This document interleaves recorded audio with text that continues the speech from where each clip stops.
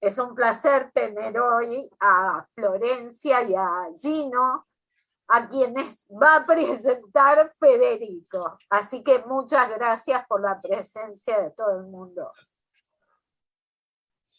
Bueno, gracias. Para mí es un placer presentarlos porque no solamente son colegas, sino que son amigos. Los dos son industria nacional, además. El ensamblado es en Estados Unidos, pero es industria nacional. Eh, Florencia estudió en El Salvador Relaciones Internacionales y es profesora ahora en este momento de tiempo completo en la Universidad de Itela. Tiene un doctorado en Minnesota. Y trabaja temas, bueno, de derechos humanos en la intersección entre relaciones internacionales, política doméstica y derecho internacional, más allá de derechos humanos, derecho de la inversión y otras cuestiones. Gino, creo que todos conocemos a Gino, que estudió acá relaciones en San Andrés, está haciendo su doctorado en Pensilvania, en Estados Unidos. También trabaja temas de derechos humanos, la intersección también entre política internacional y política doméstica, además de otros temas como lo que es la ayuda para el desarrollo. Y además cabe destacar que Florencia y Gino coordinan un lab de investigación en temas de derechos humanos vinculado al sistema interamericano de derechos humanos en particular. No sé si ya tienen, creo que por lo menos 2 papers más, me parece, corríjanme ustedes, Gino y Flor, sobre derechos humanos, de modo tal que este paper lo veo yo como, bueno, como un ángulo más para mirar el tema de derechos humanos a nivel hemisférico. Así que, dicho esto, avanti, un placer tenerlos acá, Flor y Gino. Bueno, gracias, Fede, por la presentación mientras voy poniendo los slides. Ahí se ve bien, ¿no? Sí. Bien, gracias por tenernos acá y leer el paper o ojear el paper, o por lo menos escucharnos hoy sin haber leído, pero no importa. Pero sí, como decía Fede, este paper es uno de los productos del trabajo que venimos haciendo con Gino en este lab que establecimos en el marco de Ditela. Es un lab que está dispuesto, o sea, a recolectar cantidad distinta de datos, de los cuales vamos viendo a ver qué ideas surgen, que esto es, en realidad, idea principal de Gino de empezar a ver qué pasa con la geografía, por lo menos en estos casos. Entonces, el paper que ustedes recibieron es un paper cortito, es más una research note que un paper, ¿no?, con un argumento teórico desarrollado. Entonces, el objetivo que nosotros tenemos acá hoy con ustedes es presentar el enfoque, más que nada, discutir, ¿no?, posibilidades, límites, dilemas, problemas, de tomar en serio la geografía, la ubicación geográfica como variables en el estudio de la implementación y cumplimiento de normas internacionales de derechos humanos. Si bien el sistema de peticiones individuales del sistema interamericano de derechos humanos es el caso que usamos para observar, nos parece que es un enfoque que puede viajar tal vez a otros regímenes, incluso tal vez más allá de derechos humanos. Pero bueno, ¿qué es este enfoque de geografía política para el enforcement de normas de derechos humanos? Arrancamos de una visión muy clásica del enforcement, muy a lo Downs, como una actividad que busca cambiar la conducta estatal imponiendo costos, ¿no? La literatura acerca del enforcement en derecho internacional y derechos humanos es vastísima y ha analizado cantidad de mecanismos y formas de enforcement, más legalizados en tribunales internacionales, en tribunales domésticos, más políticos, con la aplicación de sanciones, un poco más discursivos, ¿no?, toda la literatura del naming and shaming, etc., a través de estados, a través de organizaciones internacionales, a través de ONGs. Ahora, algo que hay en común en todos estos mecanismos, a veces más implícito, a veces más explícito, es que cualquiera sea el proceso o el mecanismo de enforcement, parece que hay 3 elementos que son necesarios para que el enforcement sea efectivo, ¿no?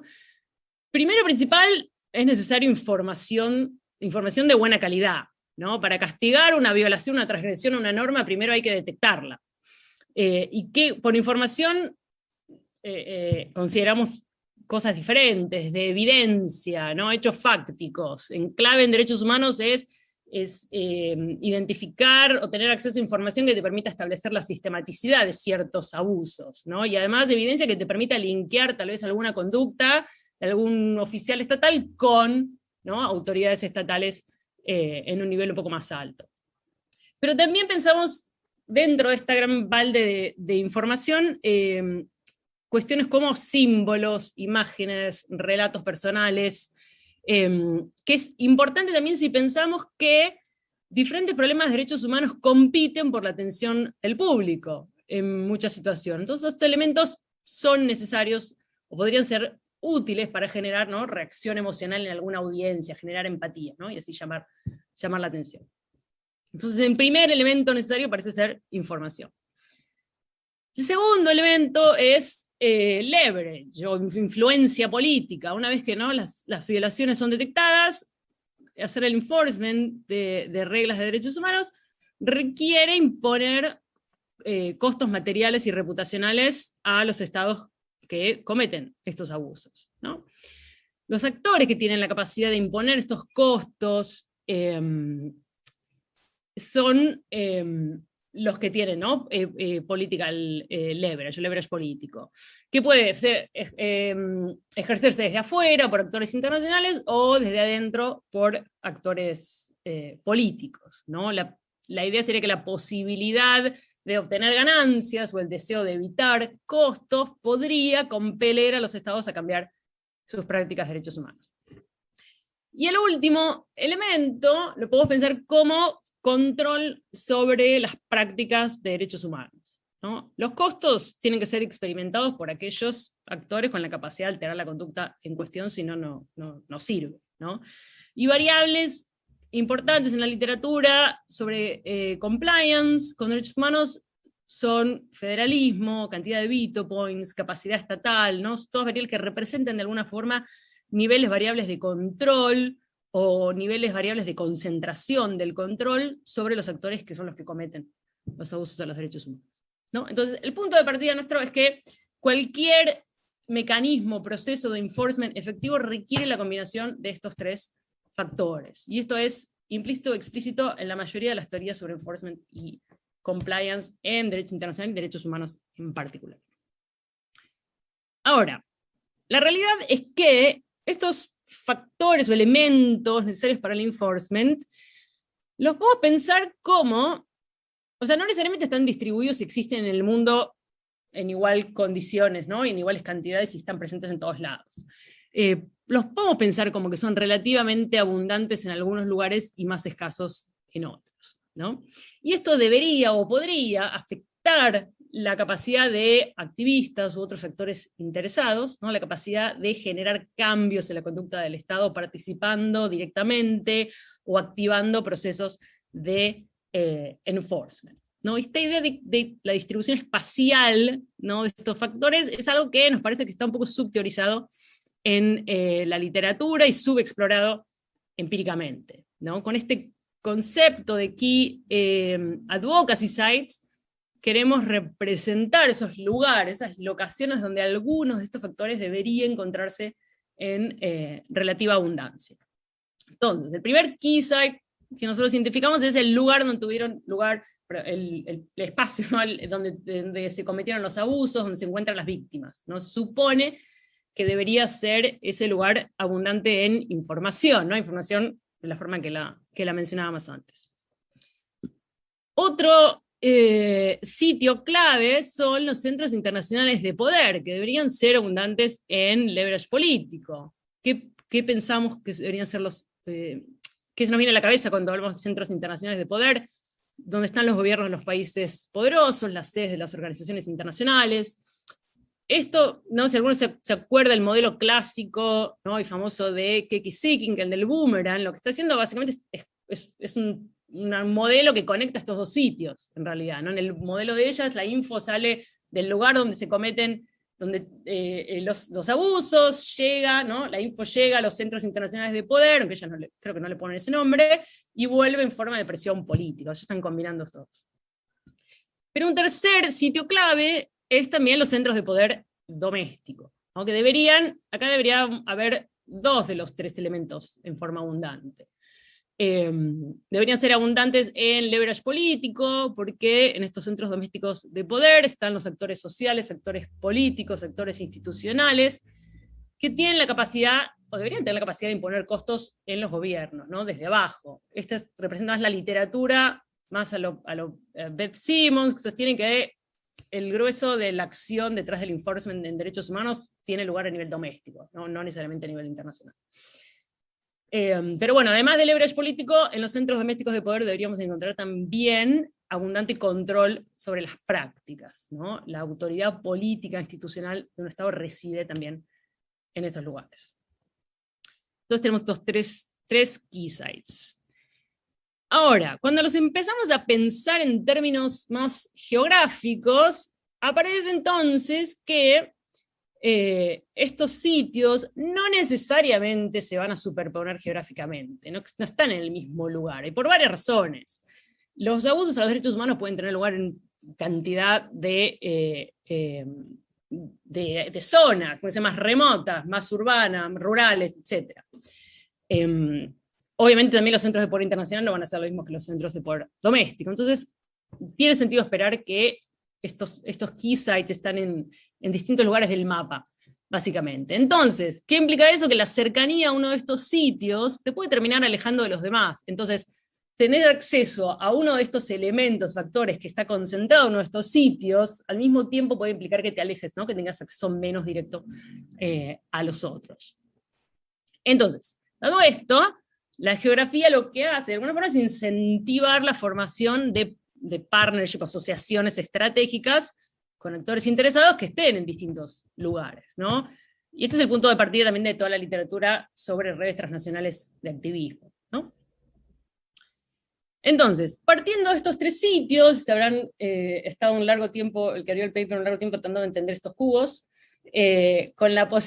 ¿no? Partiendo de que existen esos tres sitios y con la posibilidad de que los actores interesados en el enforcement, ¿no? Se asocien, formen redes, partnerships, asociaciones, lo que sea, podemos pensar en diferentes tipos de activistas o de asociaciones, ¿no? El paper hay un plot con 8 de estos cubitos, por cuestión de espacio acá podemos 4, pero representa la variación en realidad que queremos demostrar. En este espacio 3, debería ser un espacio 3D, cada plano representa la distancia a uno de los sitios, ¿no? Está simplificado porque este es un mundo en el que si estás en uno, estás lo más lejos posible del otro, ¿no? Entonces ubicamos cada sitio en un punto que está, por ejemplo, ahí HRB es el Human Rights Violations Site, está con 0 distancia a ese sitio y está con la máxima distancia a los otros dos. Es medio artificial, pero bueno, es el punto. Entonces, un activista, ¿no? Y ahí, en función de la presencia o no presencia de activistas en esos lugares, es que se nos arman distintas combinaciones. Una red, ¿no? La Full Access Network, es aquella que tiene miembros en cada sitio, ¿no? Son los que están denotados en azul. Entonces minimiza la distancia a cada sitio al poner, ¿no? un miembro de ese partnership en cada uno.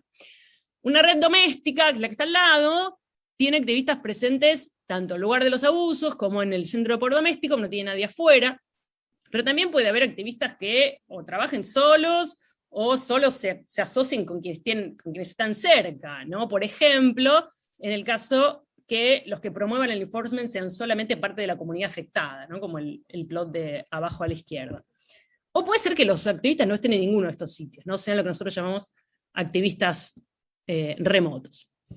Entonces, lo que esperamos es que un enforcement efectivo sea más efectivo en términos que logre alterar la conducta del Estado, sea más probable cuantos más cercanos estén los actores interesados en promoverlo a estos key advocacy sites, ¿no? Justamente porque estas locaciones, estos lugares, les dan acceso directo a los 3 factores necesarios involucrados en el enforcement, ¿no? Por lo tanto, estos distintos tipos de activistas deberían tener distintos niveles de efectividad, ¿no? en sus actividades, ¿no? de enforcement. ¿Qué es lo que observamos cuando llevamos este enfoque a los datos empíricos? Bueno, el mecanismo de enforcement que nosotros usamos para observar cómo las variables geográficas impactan los resultados es el sistema de peticiones individuales del régimen interamericano de derechos humanos. que es el régimen que conocemos bien, porque lo venimos trabajando hace rato. ¿Qué es el régimen interamericano de derechos humanos? Porque si hay alguno que no está tan al tanto, lo componen. La normativa es una serie de tratados regionales de derechos humanos, está la Convención Interamericana, que es el principal, hay otros más específicos, y hay una burocracia, ¿no?, que conforma el régimen, que está compuesta por la Comisión Interamericana y la Corte Interamericana de Derechos Humanos. Ambas funcionan en el marco institucional de la Organización de Estados Americanos, son las que están encargadas del enforcement legal de este conjunto de acuerdos regionales. ¿Cómo funciona este mecanismo? Bueno, el sistema de peticiones individuales le permite a individuos, que pueden ser las víctimas, sus abogados, ONGs que los representan, pueden presentar casos, peticiones individuales, frente a la comisión. Se presenta a la comisión, se abre un caso, se admite, etc. Esos casos terminan en un acuerdo de solución amistosa o un informe de mérito o informe de fondo. Podemos hablar de diferencias, pero lo único que importa es que al final de ese caso hay una decisión, una determinación de la Comisión Interamericana de que el Estado violó derechos humanos, es responsable internacionalmente por haber violado derechos humanos, y además se adopta una serie de recomendaciones, ¿no?, que el Estado tiene que cumplir, que son órdenes que pueden incorporar medidas diferentes, de pagar compensación monetaria, enjuiciar a algún responsable, o algunas medidas más de tipo estructural, tipo pasar una ley, adoptar alguna política pública, algo así. Importante para nuestro propósito es que múltiples peticionarios pueden traer un caso. O sea, puede ser una sola persona, pueden ser varias, y pueden estar en cualquier lugar del planeta. No tienen ni que estar en el mismo país en contra del cual están peticionando, y ni siquiera tienen que estar en la región, cualquier lado. ¿Qué hicimos con todos estos casos? Bueno, geocodificamos la ubicación de los key sites correspondientes a cada caso. Flor, sí. ¿Puedo agregar una sola cosa nomás sobre el sistema que está bueno? Que también la idea de que la Comisión encuentra que el país es responsable por violaciones de derechos humanos también nos ayuda a, digamos, esquivar el típico problema que tienen todos los estudios de compliance en derecho internacional, que tiene que ver con la autoselección, ¿no? De tal vez los países se autoseleccionan a ciertos regímenes cuando están mucho más dispuestos a cumplirlos o no. Y en estos son todos casos en los que ya se han encontrado, digamos, situaciones de violaciones de derechos humanos, entonces no hay una cuestión de autoselección, digamos, en los casos. Exacto. Bueno, entonces, ¿qué hicimos? Fuimos a buscar los key sites de cada caso, ¿no? Los geocodificamos. Algunos son compartidos en todos los casos. Nuestro Centro de Poder Internacional, en este caso, en el marco de este régimen, es la misma comisión que tiene su sede en Washington, ahí donde hay una cantidad de leverage político, no material, obviamente no impone sanciones materiales la comisión, pero por la autoridad delegada que tiene como órgano del sistema, tiene capacidad de afectar la reputación de un Estado de distintas maneras. El centro de poder doméstico de cada uno, ahí varía en función del país que estamos hablando. Nosotros lo localizamos en las capitales, asumimos que están dotadas de altos niveles de leverage político y de control. ¿Por qué leverage político en las capitales? Y bueno, representan altas concentraciones de individuos, de recursos, todo esto puede generar movilización social bastante más fuerte. Las capitales controlan o tienden a controlar una porción importante de los medios, ¿no? La idea sería hay más potencial disruptivo en las capitales, y también debería haber una buena dotación ahí de control sobre las prácticas, porque es donde están los poderes del gobierno, especialmente el ejecutivo, que es donde suele recaer la mayor parte, no de la responsabilidad, pero del trabajo de implementar, o por lo menos coordinar la implementación de las recomendaciones que hace la comisión, suele recaer sobre el Ejecutivo. Ahora, la locación donde tuvieron lugar los abusos, el lugar de los abusos, ahí sí, obviamente es específico de cada caso, es donde nosotros encontramos, ¿no?, está concentrada la información. Si es único para cada caso, nosotros tenemos 223 casos, que es creo que la población, el universo entero, de hecho, excepto 3 que no pudimos localizar en ningún lado. ¿Qué hicieron nuestros asistentes? Le hicieron la sección de hechos ocurridos en los informes de cada caso, y fueron buscando ahí, bueno, dónde ocurrieron los datos, Google Maps, sacaron las coordenadas, etc. y ese lugar puede ser una comisaría donde tuvo lugar un episodio de tortura, y ahí está bien escrito, comisaría tanto, van y la buscan, un hospital donde una mujer no recibe los cuidados médicos apropiados tras un caso de violación porque no le creen, ¿no? Todas esas locaciones están puestas en un mapa del cual extraemos las coordenadas. Este es el mapa, estos son los key sites del sistema interamericano. Obviamente, bueno, las capitales están donde ustedes saben que están, la comisión está donde está, y las violaciones lo que vemos es que tienen lugar en lugares muy diferentes. Algunas están solapadas con las capitales, otras ocurren en lugares más remotos y variedad de lugares. Entonces tenemos variación por lo menos ahí. Calculamos con cada, ¿no?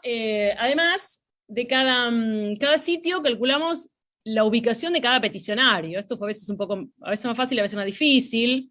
Cuando son ONGs grandes es muy fácil buscar, ¿no?, la sede donde están, cuando son individuos a veces un poco más complejo, pero bueno, los asistentes hicieron un buen trabajo en ese sentido. Y una vez que tenemos la dirección, ¿no?, la ubicación de cada peticionario, podemos calcular la distancia de cada peticionario a cada sitio, ¿no? Esto es lo que está ploteado en este cubo, en cada eje ahí está la distancia en kilómetros.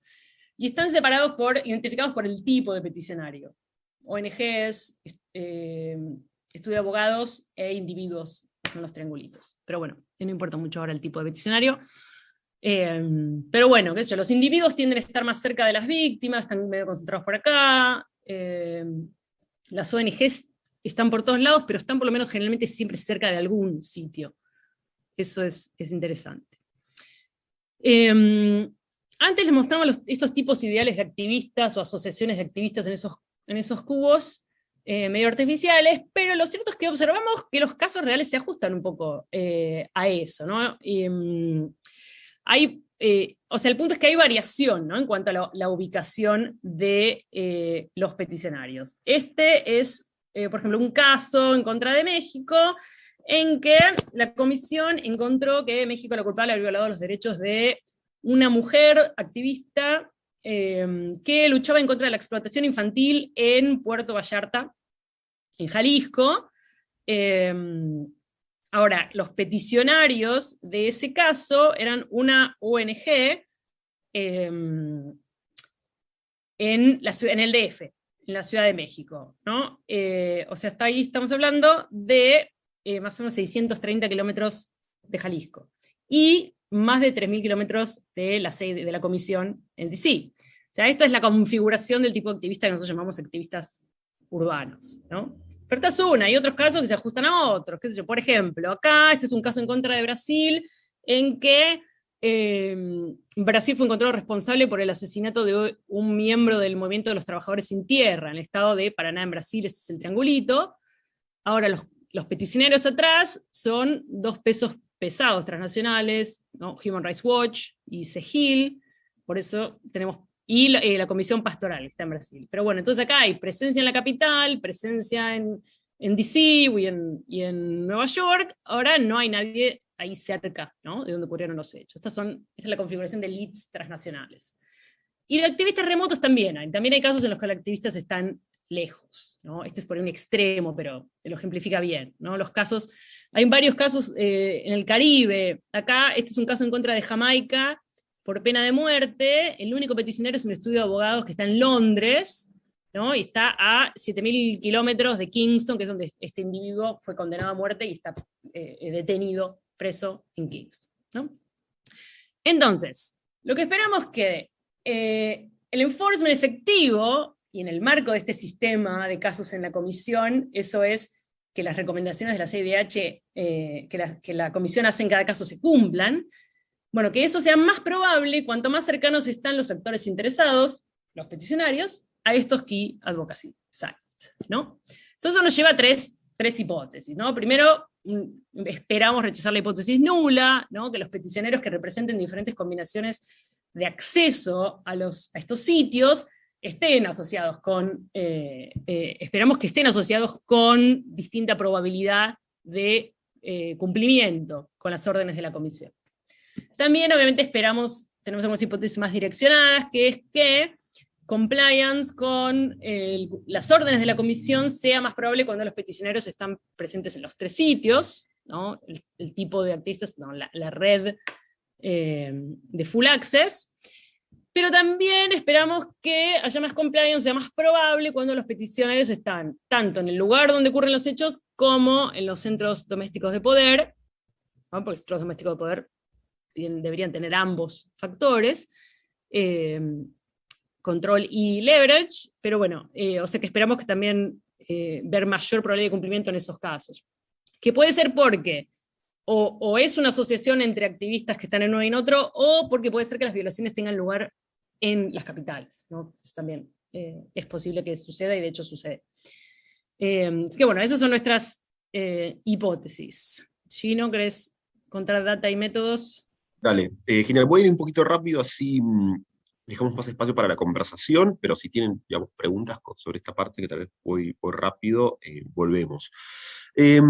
Básicamente nuestra unidad de análisis es la recomendación, no es necesariamente el caso. Hay 797 recomendaciones en estos 223 casos que contó Flor hace un ratito, y lo que codificamos acá por cada recomendación es el momento en el cual el Estado realizó algo, sea lo que sea, aprobar una ley, indemnizar a una víctima o hacer una campaña de concientización, cuyo acto la Comisión considera que genera cumplimiento total con alguna recomendación en particular. Entonces hemos identificado el año en el cual los estados han realizado acciones que la Comisión consideró como cumplimiento total de su recomendación, y calculamos la cantidad de años que pasaron entre el momento en que la Comisión hizo la recomendación y el Estado efectivamente,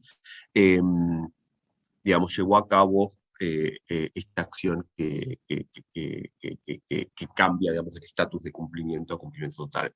Y hemos analizado, digamos, estos datos usando algunos modelos de supervivencia o hazard models, y controlamos por, digamos, un montón de cosas, pero lo más importante, nuestras variables independientes o predictivas que estuvo contando Flor, es el tipo de peticionario, es una variable categórica que clasifica a los peticionarios que están en cada caso entre 9 tipos distintos, ¿no, Flor? ¿Son 9 u 8? 8, ¿no? 8. Que ahora los vamos a mostrar cuáles son. Y están definidos por la distancia que tienen, la distancia mínima que tiene alguno de los peticionarios a alguno de estos 3 sitios, ¿no? Y utilizamos distintas buffers para calcular, digamos, esta distancia. Hemos identificado, digamos, si está dentro de 5 kilómetros de la capital, consideramos que está cerca de la capital. Después, en otro buffer de 10 kilómetros, usamos 10 kilómetros como máximo de distancia de la capital, distancia, digamos, a la CIDH o al sitio donde ocurrieron las violaciones de derechos humanos. Y como controles, controlamos por el tipo de recomendación, que hay distintos tipos de recomendación que hace la CIP. La recomendación puede tener que ver con temas de memoria, verdad y justicia, pueden ser, digamos, recomendaciones estructurales, pueden ser recomendaciones que tengan que ver con compensación monetaria. Ahí está. Que la literatura incluso ya ha identificado que claramente el tipo de recomendación puede afectar la capacidad o la facilidad que tiene el Estado en cumplir. Claramente, medidas estructurales o medidas de verdad y justicia que implican juzgar a los responsables pueden llegar a tardar mucho más tiempo que aquellas de recompensa monetaria, que es básicamente transferir algo a alguna víctima o familiar de la víctima. También codificamos todas las recomendaciones por el nivel de precisión que tienen. Digamos, la literatura sobre compliance habla de que recomendaciones u órdenes más precisas pueden afectar al nivel de cumplimiento. También al tipo de poder del gobierno que está involucrado. Hay recomendaciones que claramente piden al Poder Judicial hacer ciertas cosas, al Poder Legislativo, al Poder Ejecutivo, y bueno, si bien no utilizamos ni hipotetizamos esto, es un poco intuitivo que tal vez el Ejecutivo tenga cierta facilidad para cumplir las recomendaciones de forma más rápida. A veces las recomendaciones involucran a unidades nacionales, y esto puede generar también que el cumplimiento sea más difícil o lleve más tiempo, el tipo de régimen eh, del país, el nivel de desarrollo, y el tipo de caso. En tipo de caso nos referimos a si es un informe de fondo publicado o un acuerdo de solución amistosa. Y consideramos que los acuerdos de solución amistosa en general van a llevar menos tiempo de cumplir las recomendaciones que están dentro de estos acuerdos, porque ya el propio Estado está, digamos, dispuesto a llegar a un acuerdo con el peticionario para sacarse el caso de encima. Entonces son casos en algún sentido como más fáciles. También incluimos, digamos, efectos fijos por país y creo que eso. Antes de mostrar los resultados, sí. Ir al modelo. Yo hace mucho que no veo un hazard model, entonces por ahí esto está bien dentro de los parámetros del modelo y no es un problema, pero el hecho de que solo vean casos en los cuales hubo una decisión de la comisión no es una forma de ver, no están selecting on the dependent variable, ¿no? O sea, no sería mejor codificar aquellos casos que en el momento en que ustedes, la última vez que actualizan la base de datos, no se resolvió, codificarlo como no resuelto. Perdón, sí, a ver, no todas las recomendaciones tienen cumplimiento total. Algunas tienen no cumplimiento, incluso dentro del mismo caso. Y las consideramos a todas.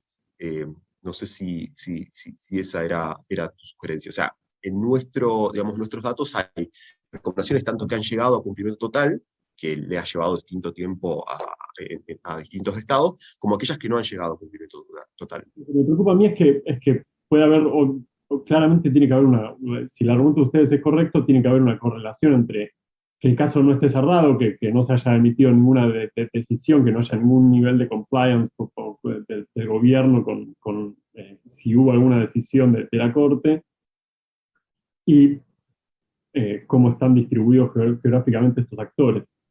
Entonces, excluyendo esos casos de su análisis, bueno, básicamente están inclinando la balanza a favor del argumento de ustedes. No, a ver, no estoy seguro, porque como funciona el proceso es, le llega un caso a la comisión se lleva un tiempo en decidir si lo admite o no, y lo admite, digamos, por cuestiones básicamente técnicas, si cumple ciertos requisitos, como agotar las instancias internas, etc.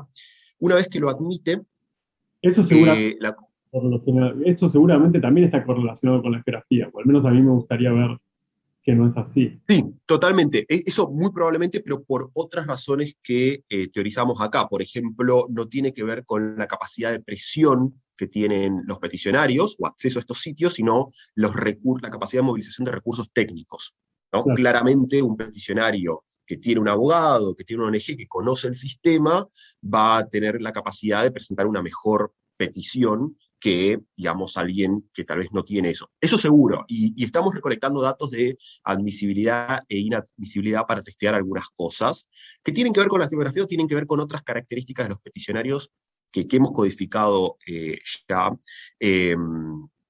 Incluso tenemos otro paper que trabaja algo similar sobre las características de los peticionarios y cómo afecta la probabilidad de cumplir o no las recomendaciones. Pero bueno, una vez que es admitido un caso, la comisión se lleva un tiempo en hacer el análisis de fondo, ¿no? Y en ese periodo lo que pasa es que quien tiene la capacidad de decir si el caso, digamos, de emitir recomendaciones es la comisión. El Estado no tiene ningún poder para acelerar o no eso. Y los peticionarios tampoco. Entonces, no sé si es tanto intuición, pero incluso cómo funciona el sistema, los peticionarios no tienen mucho para presionar que un caso se publique con recomendaciones antes o después, ¿no? Una vez que el caso se publica con las recomendaciones, ahí es nuestro T0, en el cual empezamos es ahí en donde el Estado tiene la posibilidad o no de empezar a cumplir o no.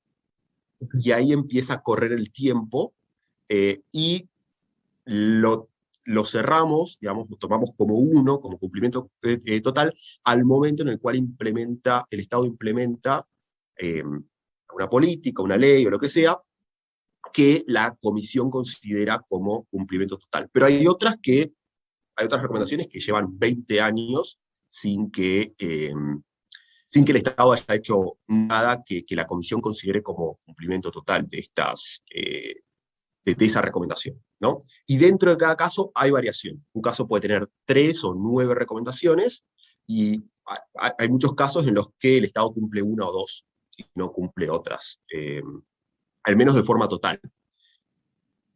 Ok, y esos casos están o sea, esos casos los de cumplimiento, los de no cumplimiento y los de cumplimiento parcial, Sí.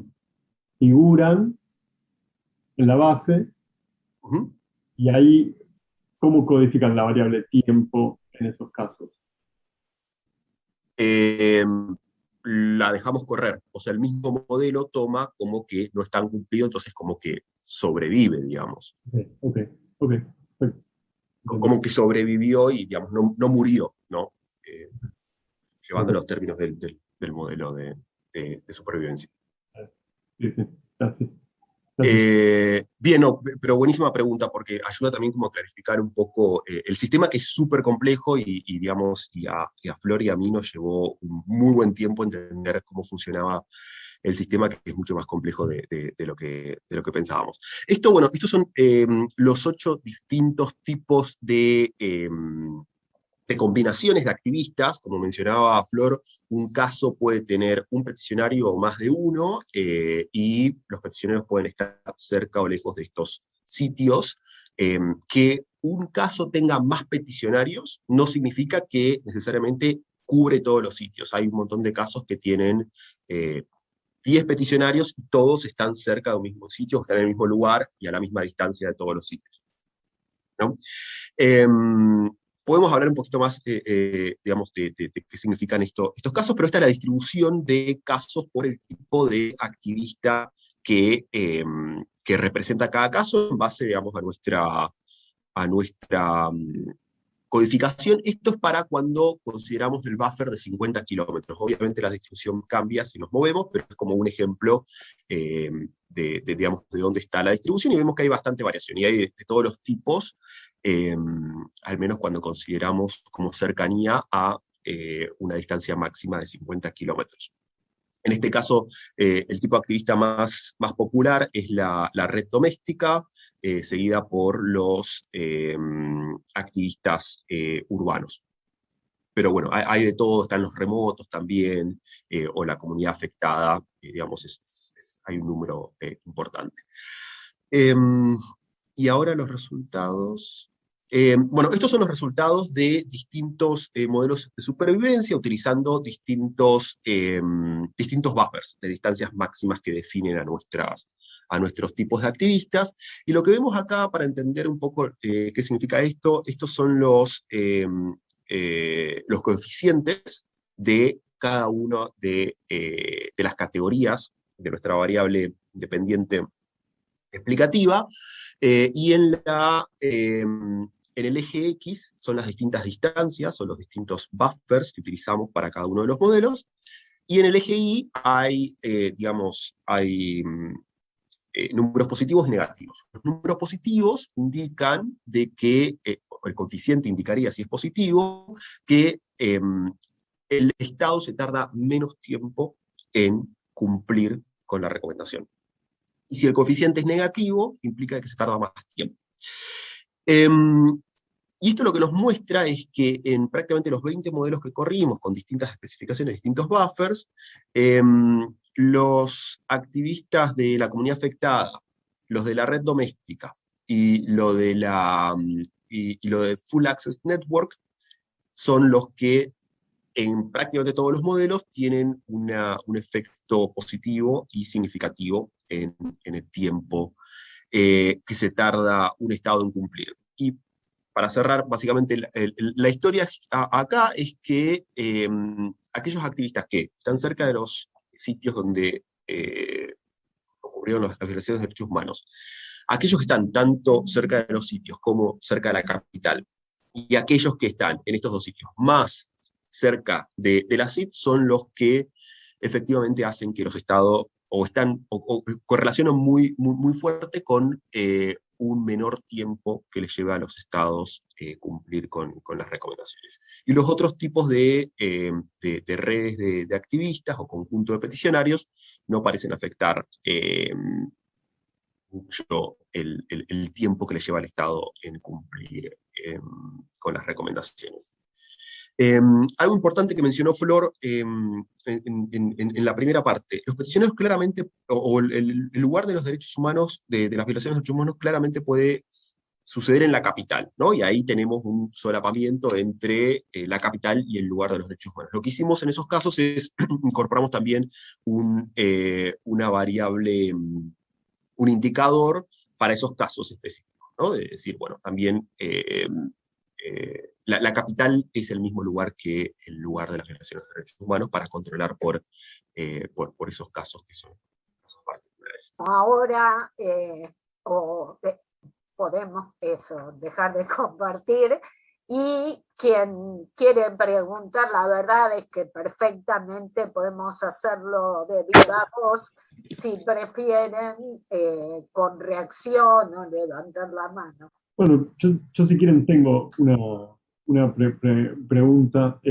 La verdad que me parece muy bueno esto, bueno, a mí en general todos los argumentos que tienen que ver con la geografía me parecen muy atractivos, y me parece que ustedes tienen ahí como unos datos bastante buenos y algunas ideas interesantes. Mi primer pregunta para ustedes sería, a mí se me ocurren varios mecanismos mediante los cuales la geografía puede estar efectivamente impactando en los niveles de cumplimiento de los estados con estas decisiones. Y entonces lo que me gustaría escuchar de ustedes es, uno es, ¿cuáles creen que son esos mecanismos? ¿Cuáles mecanismos tienen ustedes en mente para explicar esto? Y si tienen alguna idea, que creo que es lo que siempre es bastante challenging en todos los estudios, es, bueno, cómo mostrar esos mecanismos, ¿no? O sea, porque la geografía está correlacionada con 10.000 cosas, y entonces, bueno, o sea, me imagino que ustedes pensarán que algunos de estos, algunas cosas son más importantes que otras. Puedo agregar un comentario, porque está vinculado con lo que señala Germán. En el paper, creo, si no me equivoco, la variable dependiente aparece recién en la página 8. Como que el paper, como está escrito, ustedes lo dijeron, es un research note, le falta, digamos, el ensamblado más conceptual, etc. Y claramente al comienzo están como mucho más interesados en decir la geografía importa, y importa por estos motivos, ¿no? Pero recién en la página 8 me aparece esto de, bueno, importa sobre qué y qué es lo que queremos explicar, ¿no? La geografía sería parte de la explicación. Yo llevaría la dependiente bastante más adelante en el paper. Que esto suele pasar, a veces uno, o sea, está trabajando con un instrumento y te entusiasmas con la medición, con la estimación de la independiente, y te olvidas de decir, bueno, ¿y para qué era esto, no? Entonces yo la traería más al comienzo. Pero después, la dependiente que yo me imaginaba no era compliance, sino que me imaginaba como un paso anterior a compliance, que es la decisión de la comisión. ¿Cómo llamarlo? La adopción de resolución, ¿no? Porque podría pasar que no hay una adopción de resolución, o podría pasar que el tiempo hasta que se adopta la resolución también es una variación que es una función de la geografía. O sea, me hizo ruido que la dependiente sea el compliance, porque yo lo que me imagino es, pasa el evento, ¿no? Pasa la violación. La justicia local no responde, etcétera, llevas el caso a la comisión lo toma, tarda en tomarlo, tarda en examinarlo, hace la resolución, y ahí empiezan a mirar ustedes el compliance, ¿no? Entonces, como que me falta un puente conceptual de por qué estar cerca de la capital, cerca de Washington, cerca del evento, influiría en el compliance, que es algo que viene ya más tarde y no influiría, o por qué no se lo preguntaron ustedes, no influiría en la adopción de una resolución, que me imagino que ahí es donde están las ONGs presionando.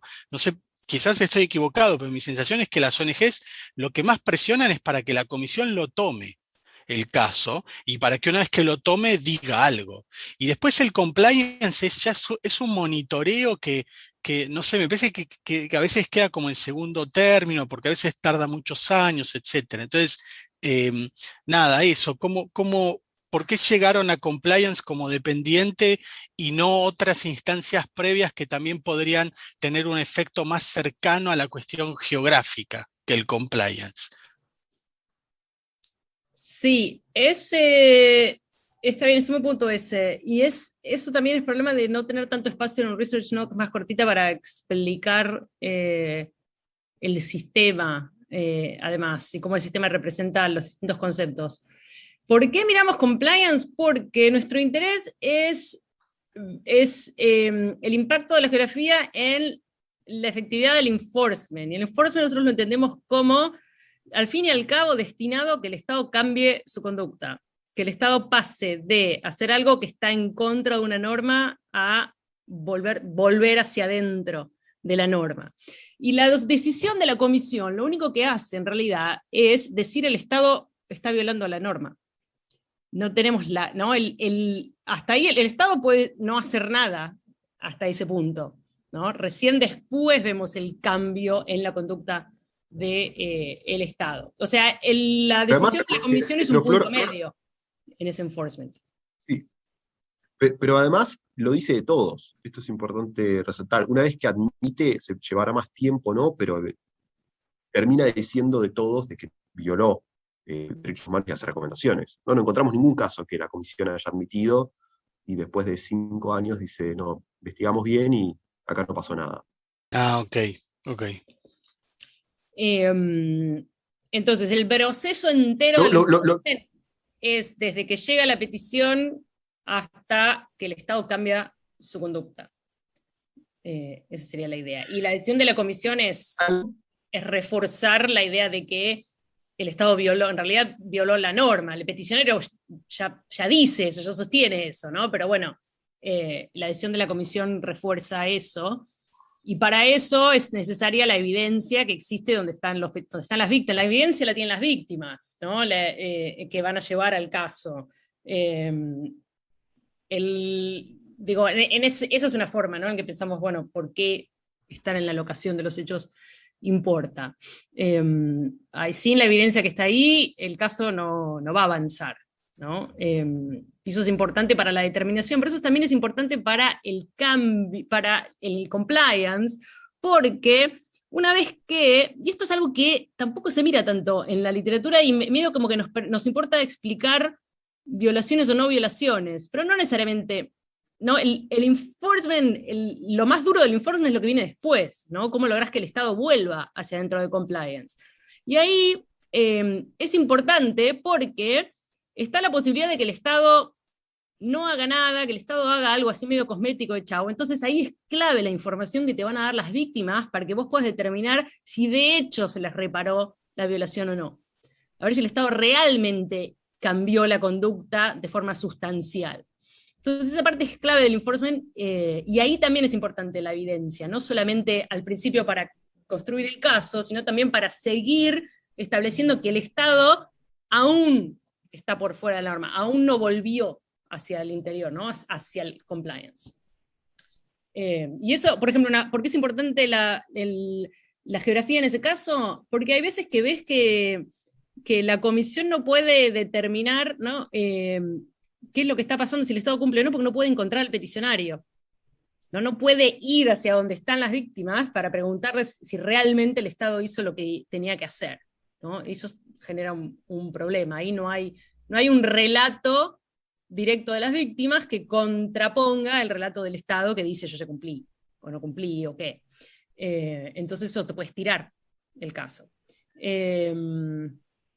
Otra forma, el tema es que, y esto es lo que decía también Germán, es difícil demostrar los mecanismos, ¿no?, específicos, pero tenemos mucha evidencia anecdótica, ¿no?, también de entrevistas, y no con gente que trabaja en el sistema, pero qué sé yo, a veces estar en la comisión puede ser importante en el sentido de que las ONGs que están en DC conocen a los staffers de la comisión, caminan los pasillos, a veces, ¿no?, se intercambian unos a otros en los trabajos.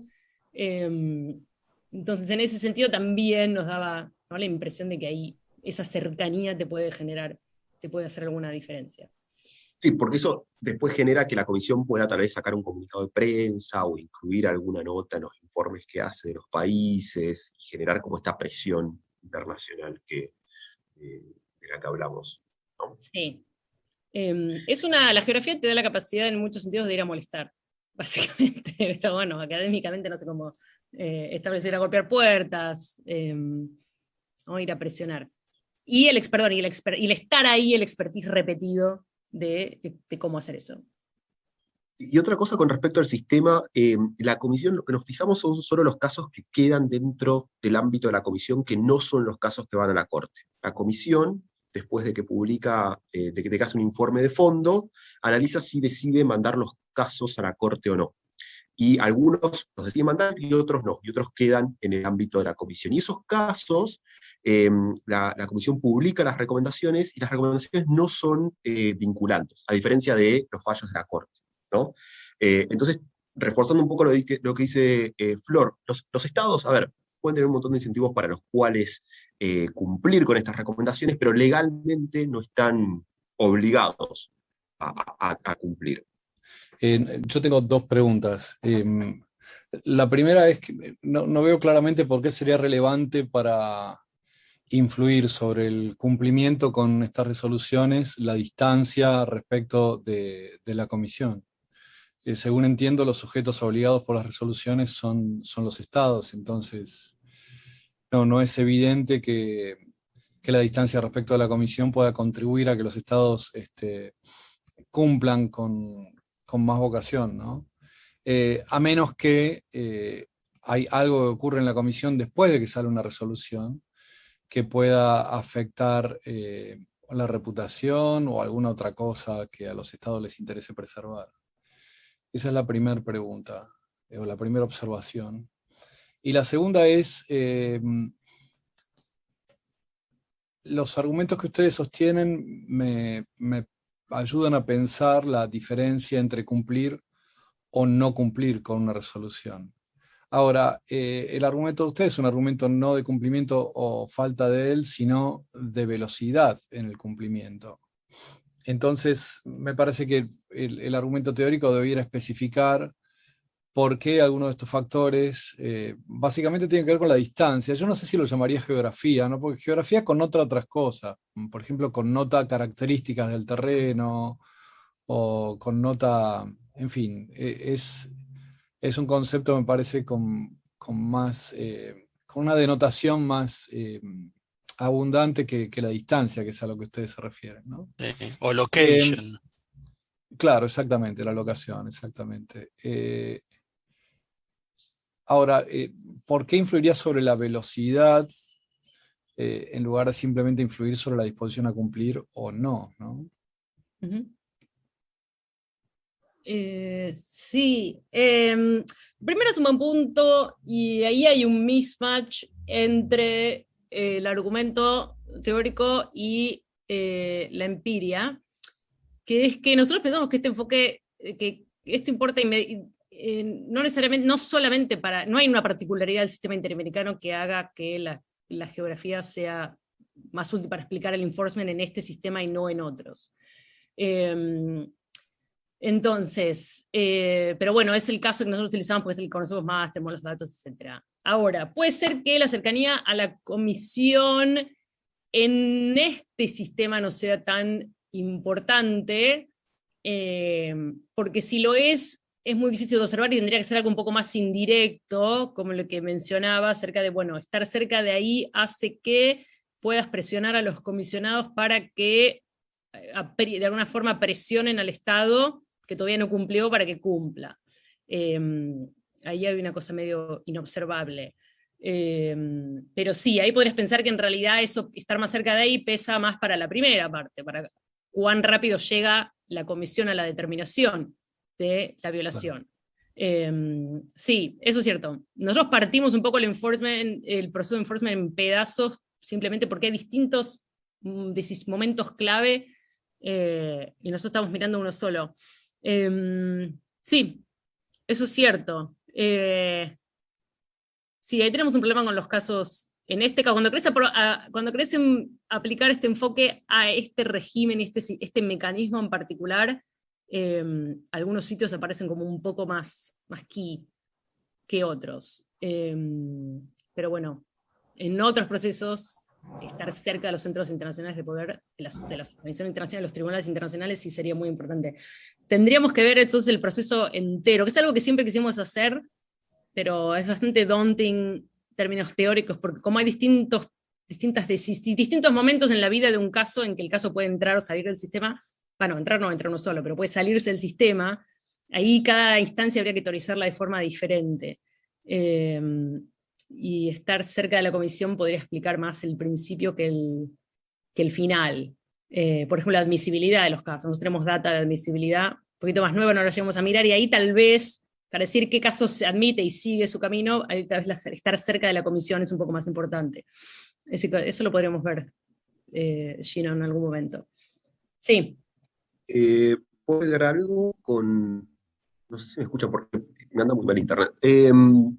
No, yo creo que, a ver, la distancia a la Comisión o al Centro como Internacional del Poder puede eventualmente tener algún tipo de influencia, lo que encontramos que claramente no la tiene mucho, pero la Comisión saca regularmente comunicados de prensa hablando sobre, digamos, cuánto el país ha progresado en las distintas recomendaciones que ha hecho, tanto si ha avanzado como si no, manifiesta preocupación, o sea, como mencionaste, digamos, cuestiones que potencialmente pueden afectar a la reputación del poder. Y estas son decisiones básicamente políticas de la Comisión, no lo hace de forma, digamos, regular con todos los casos que lleva, y es algo que estamos un poco ahora con Flor recolectando datos también de los comunicados de prensa y codificándolos para ver, digamos, efectivamente qué casos son de los que habla la Comisión o no. Pero bueno, vemos que la cercanía a la Comisión no parece influir tanto. Y se me fue la segunda pregunta. Sí, ¿por qué velocidad y no cumplimiento? Y esto porque, a ver, la respuesta que yo tengo, yo fui un ratito, así que no sé, Flor, qué es lo que vos dijiste. En primer lugar, porque el cumplimiento puede ser en cualquier momento, o sea, no podemos, digamos, clasificar las recomendaciones por estar cumplidas o no estar cumplidas, ¿no? Porque que no estén cumplidas ahora, la que salió el año pasado, no significa que no se va a cumplir en unos meses. Y hay algunas que están cumplidas ahora, pero les llevó 10 años cumplirse, porque en realidad es una recomendación que se hizo en el año 2000, y no necesariamente van a ser compatibles. Otra cosa que podemos hacer es tal vez utilizar distintos momentos, decir, bueno, cumplimiento al año, cumplimiento a los 2 Claro, años. eso hicimos en otro paper, y teníamos tres logits al año. Está cumplida o no está cumplida, ¿no? A los 3, a los 7 creo, ahí en función de la... Podríamos reforzar con ese tipo de... Claro, pero la idea detrás es, cuanto menos tiempo se tarda en cumplir, nos dice algo de la propensión del Estado a cumplir, ¿no? Y además sabemos que no todas terminan siendo cumplidas. Hay algunas recomendaciones que llevan ya 20 años, ¿no? Creo que es la que más tiempo sin cumplir, y no parece haber ningún tipo de voluntad del Estado de cumplir, pero en algún momento pueden esas cosas pasar a estar cumplidas totalmente. Esto es, creo que, el principal motivo por el cual nos fijamos en tiempo y no en cumplimiento, no cumplimiento, propensión a cumplir. ¿Qué tal? Yo tenía 2 comentarios. El primero va un poco en línea con el primero de Marcelo, y un poco se los había adelantado ayer vía WhatsApp, ¿no? Pero como para seguir ahí en este punto. Entiendo el argumento de que haya peticionarios cerca de los organismos interamericanos, genera más presión para que sigan como hinchando, ¿no? Para que sigan informando y diciendo, fulano no cumplió, tiene que cumplir. Esa parte, para que la presión internacional funcione, necesita otra cosa más, que es que el Estado receptor de esa queja sea sensible. O sea, sospecho que a Venezuela, por muchos comunicados que le saquen, mucho no le va a importar, ¿no? Digamos. Entonces ahí hay como dos partes para que la presión internacional funcione. Que se ejerza y que del otro lado haya un Estado que sea sensible en términos reputacionales frente a esta presión, ¿no? Entonces, frente a una situación similar de distribución de los peticionarios, espero que esa presión internacional funcione mejor en el caso de un Estado, no sé, que sea más liberal, que sea más cercano a los Estados Unidos, por decir algo, ¿no? Digo, en términos de, no sé, si lo quieren poner en patrones de votación, Asamblea General, o en términos ideológicos del gobierno. Entonces, quizás ahí como que le falta me parece a mí como le falta como una parte más de esa explicación que no es geográfica, que no sé cómo meterla ahí en el modelo, pero me parece que para que la presión internacional le falta mucha parte. Y el otro comentario apuntaba a las variables sobre los centros domésticos de poder, ¿no? Que ustedes incluyen que haya un peticionario cerca de las capitales, porque las capitales tienen dos cosas, ¿no? Tienen dos mecanismos causales de por qué eso debería tener un efecto, que es la influencia política para poder presionar también en términos domésticos, y en las capitales también está el control sobre las prácticas, ¿no? Control sobre los resultados. A mí me preguntaba si había alguna forma como de intentar separar esos aspectos, ver cuál de los dos es el que está operando en cada caso. Y además, digo, no siempre me parece que las capitales tengan el control sobre las prácticas. Estaba pensando esto, me surge, digo, así un poco en el aire, pero mirando el mapa en Brasil, ¿no? Digo, no hay violaciones de derechos humanos en Brasilia, digo, lo cual era medio esperable en algún punto, creo. Y muchas veces sospecho que muchas de las violaciones de derechos humanos tienen que ver con digo, que el control no lo tiene el gobierno federal, sino que lo tiene el gobierno estadual, ¿no? Digo, las policías muchas veces dependen de los gobiernos estaduales en los estados federales, entiendo. Entonces ahí también, digo, me hace un poco de ruido, quizás no habría que codificar también que haya en las capitales estaduales, al menos en los estados federales, digo, como cambiar la codificación para calcular el buffer en estados federales, por ejemplo. No sé, es una idea que no sé bien cómo llevarla a la práctica, supongo que debe llevar como un montón de meses más de laburo, así que me quieren tirar con algo, me pueden tirar, pero digo, me parece que ahí es como... No, es un buen punto. Sí, eso es clave, y creo que lo mencionamos un poco al principio, pero después para testearlo simplificamos mucho eligiendo la capital nada más. El punto es que si vos querés aplicar esto a distintos casos, vas a tener los sitios van a variar en función del contexto, del caso, del mecanismo, ¿no? Etcétera. Podría sí desagregar un poco más y decir, bueno, sí debería en este caso es un país federal, entonces tendría que meter el del Estado y así. Nosotros lo que hacemos, controlamos por las acciones que requieren acción subnacional, pero bueno, eso está como un control, no está metido dentro del argumento. Lo que sí sabemos es que por lo menos en el sistema interamericano, el ejecutivo es el que, donde recae la tarea, si no es de implementar, es de coordinar la implementación. Puede tener alguna traba al final del proceso, pero es el que empuja más que nada el cumplimiento. No quiere decir que la violación original haya sido, ¿no? El control no pasa por la violación original, sino por, en este caso de las recomendaciones de la Comisión, pasa por el control sobre la reparación. Que bueno, a veces implica medidas que tienen que ver con hacer que los policías dejen de torturar, por ejemplo, vía training, ese tipo de cosas. Pero bueno, en el cambio, en lo que deberíamos observar del Estado, ahí pasa más por decisiones del Ejecutivo generalmente, y cuando no es así lo tenemos controlado.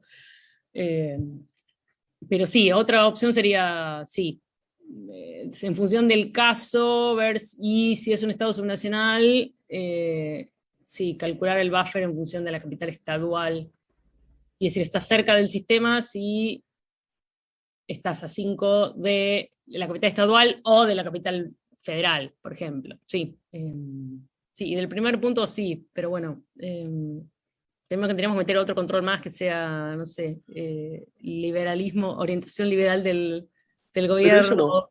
Eso no estaría un poco capturado con los efectos fijos, digamos, las características de la propia del Estado. Sí. Tanto me parece que es un poco más como meterlo dentro del mecanismo, más que, ¿no? que simplemente controlarlo. Pero el efecto fijo es por país. En el país también puede cambiar ese gobierno, ¿no? No, digo, en todo el tiempo que tenemos. Con lo cual, Sí. ahí, digo, puede cambiar la posición del gobierno. En Sí, todo otro caso, habría que, punto. si no, calcular un efecto, no sé digo cómo funciona en un modelo, en un Hazard model, pero un efecto diferenciado por grupo, un efecto diferenciado por país, pero no sé si se Sí, puede o cómo teóricamente hacerlo, tiene digamos. sentido. Empíricamente, vos sabés, todos sabemos que ¿no? Los indicadores de coincidencia de orientación liberal son horribles. Así que... Sí, digo, tiene un montón de problemas, pero puede ser la razón por la cual luego ustedes no encuentran demasiado efecto de esa parte internacional. Sí, Tiene que ver que en algunos casos funciona porque el Estado en cuestión es afectado reputacionalmente, y en otros en que la reputación, digo, que de Washington pueden decir lo que quieran, de hecho capaz que es hasta mejor, digan todo lo que quieran sobre mí, digo, que no me molesta, digamos, ¿no? Digo, como para ponerlo en términos muy llanos. Digo, esa puede ser la razón por la cual esta explicación queda como medio... Pero nada, era una idea nomás. sí. Sí. Esa es la cuestión. Sí. No, dale, sí, Andrea. No, siguiendo con esto que dice Pato, ahí hay literatura interesante sobre sanciones internacionales, el rol de las sanciones internacionales y cómo muchas veces las sanciones internacionales tienen justamente el efecto adverso, porque son usados, por ejemplo, por los gobernantes, por los líderes, por quienes cometen, digamos, las sanciones pueden ser por abusos de derechos humanos. Son usados como con un discurso de ahí está el imperialismo entrometiéndose en nuestros asuntos, es muchas veces usado para arriar a la tropa, de alguna manera. Entonces me parece que por ahí se combina con lo que decía Pato. Lo otro que yo me preguntaba es cuando ustedes hablan de la locación geográfica de los centros internacionales de poder. Bueno, me parece que ahí, a ver si yo entiendo bien, no pude leer el paper, así que me disculpo por antemano, si lo que pregunto no tiene nada que ver. Pero, por ejemplo, aquellas ONGs internacionales que estén más cerca de Washington van a ser las más grandes. Las más chiquitas, las menos poderosas, las que menos influencia tienen, las que menos recursos tienen, logística, infraestructura tengan, van a ser las que estén más cerca, en todo caso, de las víctimas y lejos de la comisión. Eso por ahí, no sé cuánto juega el tamaño y el peso, más que la posición, el lugar geográfico donde se encuentra. Sí, a ver, dos cosas. Yo creo que la mayoría, todas las que están cerca de Washington, claramente son ONGs con recursos grandes, pero no son las únicas. Hay muchas ONGs grandes que están fuera de Washington, digamos, el CELS, Justicia Global en Brasil, el movimiento ecuménico en Ecuador, son enormes, tienen, digamos, mucha experiencia en el sistema. Pero además son las que mejor conectadas están también, ¿no? Sí, puede quizá ser. no están en Washington, pero forman redes entre ellas. Sí.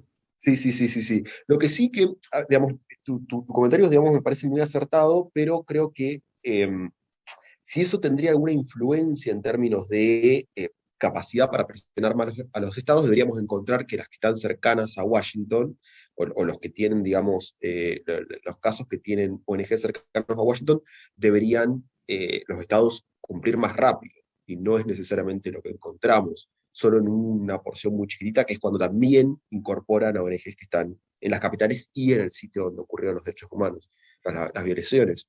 Entonces, yo creo que es un buen punto, eso lo podemos resaltar, ¿no? Porque eso encontramos no va tanto. No sé, vos, Flor, ¿qué pensás? Sí, Con lo cual, tiene que ver con la formación de redes, entonces. Sí, por supuesto. El punto de partida es que nosotros asumimos que de alguna forma los peticionarios pueden entender, ¿no? la distribución de estos como factores necesarios, ¿no? Esto hace, aunque estar en ciertos lugares te da algunas ventajas, pero te desventaja de otra forma.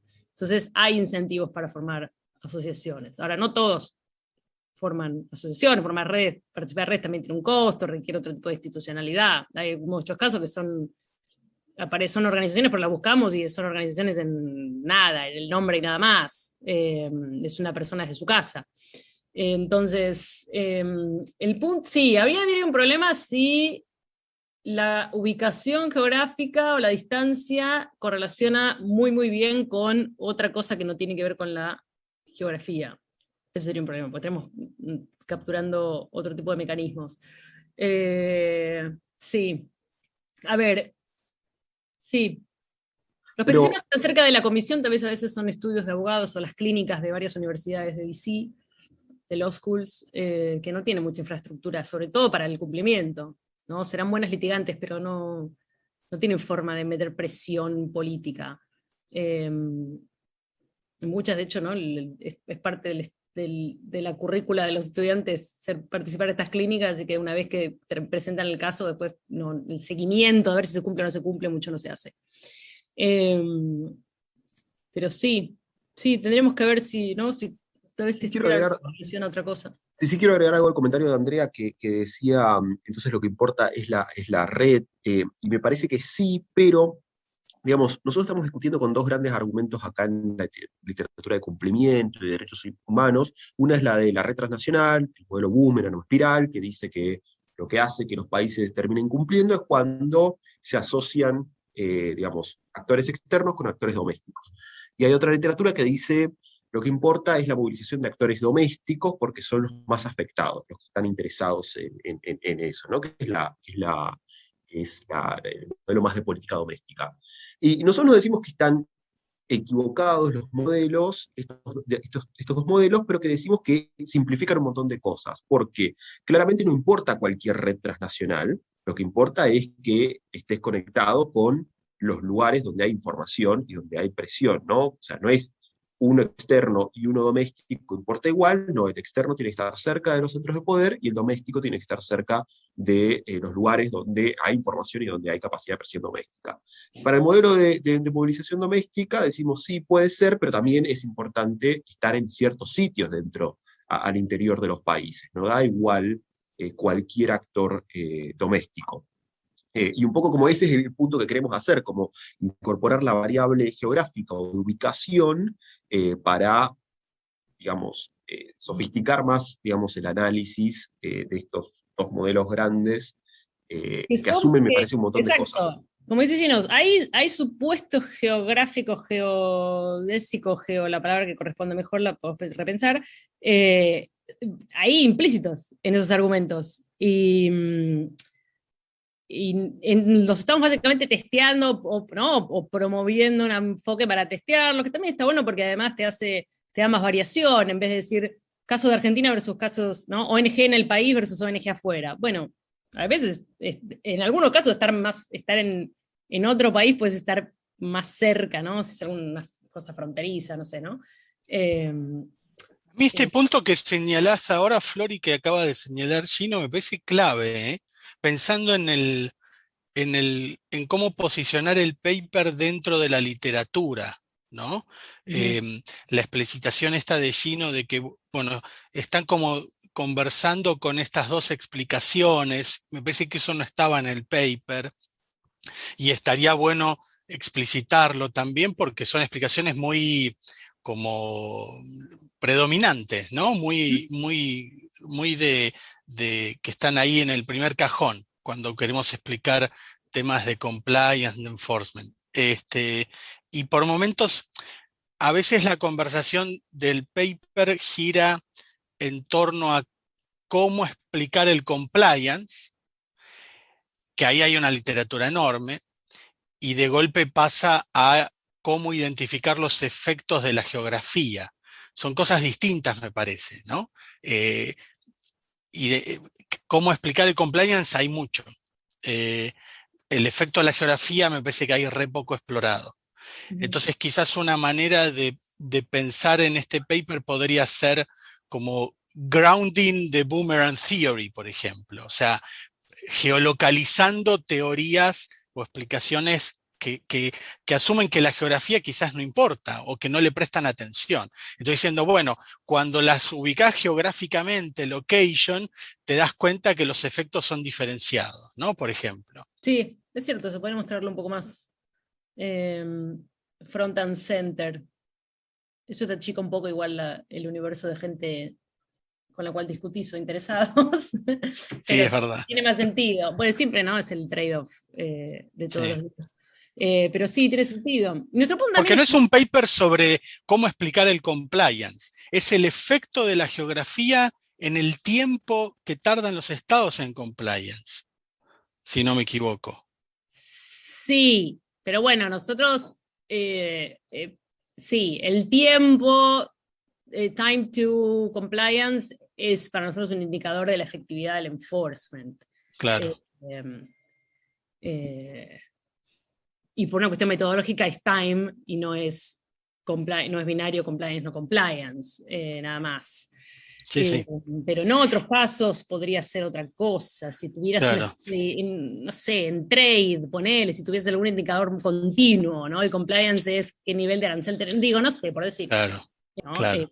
Pero nuestro punto es que vos podés ir a mirar, qué sé yo, el enforcement, o sea, ONGs haciendo naming and shaming, y podés pensarlo espacialmente de la misma forma, ¿no? O vos querés explicar, no sé, casos más globales, y en sí, qué sé yo, decís en Siria, y en Siria, ahí centro de poder doméstico, ¿qué política leverage hay en Siria? Ahí no hay control sí está concentrado ahí, pero Bashar al-Assad, ¿quién tiene leverage ahí adentro? Ya no queda nadie, ¿no? Entonces digo, en cada caso distinto vos pondrías esos sitios en distintos lugares informados por el caso que estás analizando. Pero simplemente nuestra contribución o intento de contribución es ponerse a pensar un segundo qué otras posibilidades te abre la geolocalización. No es un argumento nuevo, sino es como el grounding, como decías vos, de argumentos que ya están dando vuelta. Claro. Pensar como, bueno, si yo pienso en términos de geolocalización, además puedo testear otras cosas, o tengo más casos, tengo más observaciones, tengo más variación, de alguna forma. Eso Claro. nos parece interesante. Totalmente. No, y además, a ver, poniendo como un ejemplo, para nosotros creo que esos modelos le da lo mismo si hay una violación a derechos humanos en una comunidad.